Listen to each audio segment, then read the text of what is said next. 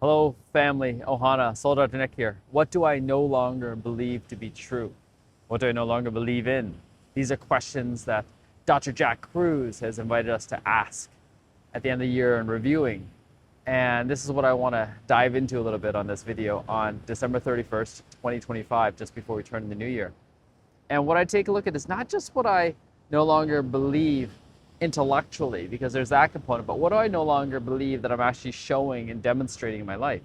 And the biggest thing right now is I'm standing here on sunrise, at sunrise. It's just past 7 a.m. on Big Island in Hawaii at Maku'u Point on the volcanic rock. And it's because sunlight, water, and magnetism, I realize now how important it is. I no longer believe that the sun is inherently dangerous. I've been getting more tanned, more sunrise light, more sunset light, and more regular light, building up a solar callus because it helps to elevate, it helps to actually trigger, it helps to create so many of the hormonal cycles in the body. And I won't get into the details, but I'd invite you to take a look at Dr. Jack Cruz and sunlight. And even though it may be challenging to get into, there's a lot of depth there. There's more depth than I can imagine. I'm having trouble keeping up, and I'm actually a paying member. Water, drinking really good water. So we're trying to drink really good filtered, salted water, even deuterium depleted water. Water is not water, is not water, is not water. There's so much to look into, looking at the acidity, alkalinity, and there's so much more to learn. But instead of waiting until I get it perfect, we're starting to do things. And I'll keep finding out what I could have done better. Magnetism, getting on a place that's magnetic and actually seeing how that spins all the electrons. What I no longer believe to be true. Blue light. All the screens. So this screen right now I have in me is turned as red as I can do it on the iPhone, but I'm minimizing screen time as the number one thing for me. I bought a daylight computer, so it's flicker free and yellow. I'm using my Kindle less. I'm using all the devices less. We got rid of the iPad. We're selling our TV.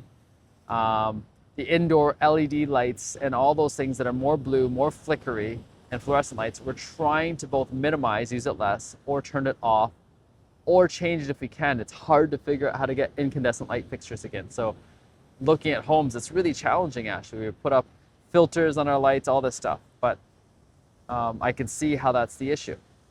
What do I no longer believe to be true? Staying up late, being a night owl is what serves me. Going to bed shortly after sunset. Oh, so much better for me. I feel so much better when I can wake up early in the morning when I get good rest.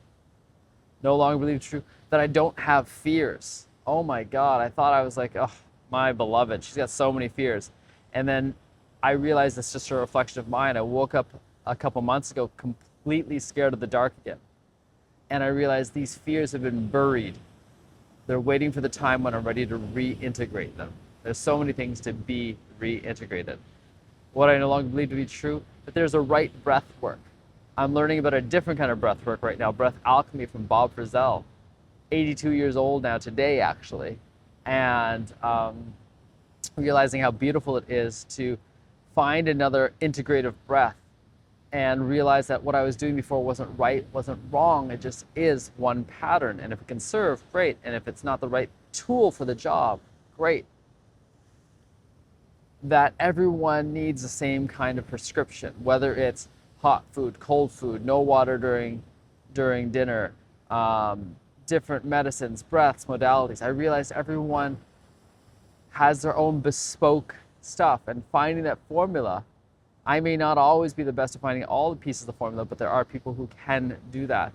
And when I find a more personalized formula, how much more fun it is, how much more exciting it is.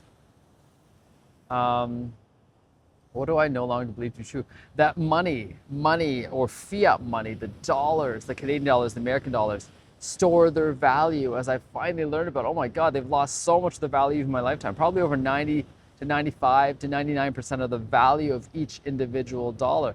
It's just there's some things that are regulated enough that it looks like it hasn't changed that much. But even then, gasoline was 50 cents and now it's what, like $1.70, 80 a liter now. And that, I forgot it now. I forgot that piece. That inflation is expected, it's natural, it's healthy. In fact, if anything, deflation makes more sense because we're supposedly getting more advanced. And isn't it funny that as we get more advanced with all this technology, it's supposed to make things simpler, faster, easier. This iPhone is orders of magnitude more powerful than computers we used when I was first born, and yet our lives aren't orders of magnitudes easier, simpler, working less. If anything, we keep arguing that we should have these 40-hour days, that we're trying to get somewhere. I no longer believe we're trying to get somewhere. How do I actually be with each day? And part of that was coming here to this paradise where we're taking an extended vacation of sorts, and I can't run away from my own bullshit. That there's still so much bullshit in there. There's so much avoidance. There's so much worry. There's so much shame. There's so much guilt. And recognizing that even on the spiritual ladder, I'm just at the very beginning, and I love that beginning part. What do I no longer believe to be true? That telepathy isn't real. The reading of minds. If anything, this language that we have is one of the most primitive forms of telepathy. Me making noises, you receiving noises, me creating the noises, you translating the noises so that we can actually have a transfer of consciousness. And how might we do that outside of just language if we let go of the idea that language was the thing that really defined us, changed us? What if language is because we had to make up for something that we'd forgotten or lost?